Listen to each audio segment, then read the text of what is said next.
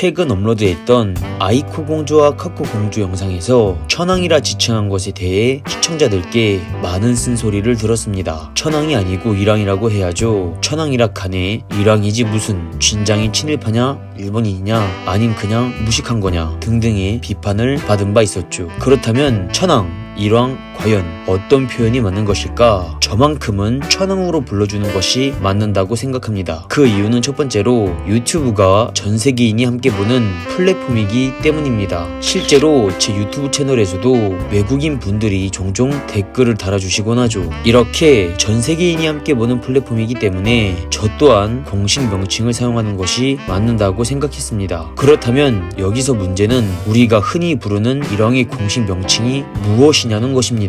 이에 대해 강경화 외교부 장관은 김대중 대통령의 98년 방위를 계기로 그 상대국이 쓰는 명칭을 쓴다 하는 차원에서 그 천황으로 정리를 했습니다. 라고 말을 한 바 있었고, 이낙연 의원도 SNS에서 아키히토와 즉위하는 나루히토에게 천황이라고 호칭을 한 바 있었죠. 이렇게 대한민국은 일왕이 아닌 천황을 공식 명칭으로 사용하고 있기 때문에 저 또한 천황으로 지칭하는 것으로 결정을 하였습니다. 그리고 영어권 국가에서도 일왕으로 부르지 않고 황제로 호칭을 하고 있죠. 심지어 우리와 같이 일본에게 침략을 당한 역사가 있는 중국, 대만조차도 일왕이라 부르지 않고 천황이라는 호칭을 사용하고 있습니다. 그런데 우리나라 국민만 아직도 과거사란 족쇄에 묶여 한 걸음도 전진하지 못하고 있죠. 과거 박정희 정부에서 경제 부흥의 자금을 얻기 위해 한일협정을 체결하겠다고 하자 거세게 시위를 했던 1965년도의 국민과 현재의 국민은 별반 다를 게 없습니다. 그렇다면 이것이 국민만의 잘못이냐? 당연히 국민만의 잘못이 아닙니다. 가장 큰 문제는 교육인데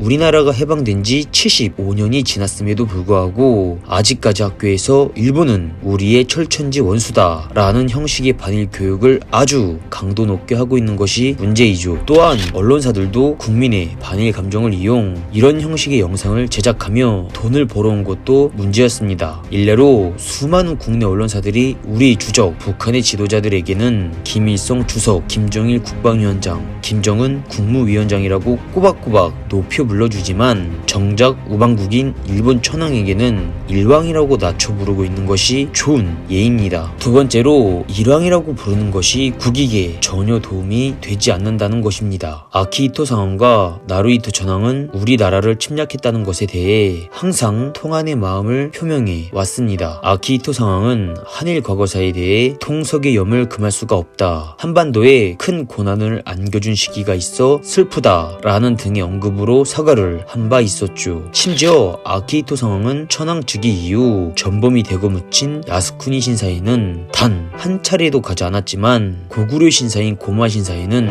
직접 가서 참배를 하였습니다. 또한 사이판 방문 당시에도 예정이 없던 한국인 위령탑에 헌화하기도 했고 도쿄 지하철역에 선로에 쓰러진 일본인을 구하다 숨진 이수연씨 추모시 사회에도 참석한 바 있었죠. 그의 아들 나루히토 천황 또한 전몰식 추도사에서 깊은 반성 위에 서서 다시 전쟁의 참화가 반복되지 않기를 간절하게 바란다 라고 말하며 과거 일본이 침략 전쟁에 대해 반성하는 자세를 보여왔습니다. 그런데 반대로 우리는 이렇게 우리에게 호의적인 천황에 대해 고의적으로 일왕이라 낮춰 부르며 조롱을 하고 있죠. 만약 이러한 상황이 지속된다면 분명 언젠간 그들도 우리에게 지쳐 일본의 우익 세력과 똑같이 혐한 발언을 할 수도 있을 것입니다. 그러면 그때 와서 우리는 과연 무슨 말을 할 수 있을까요?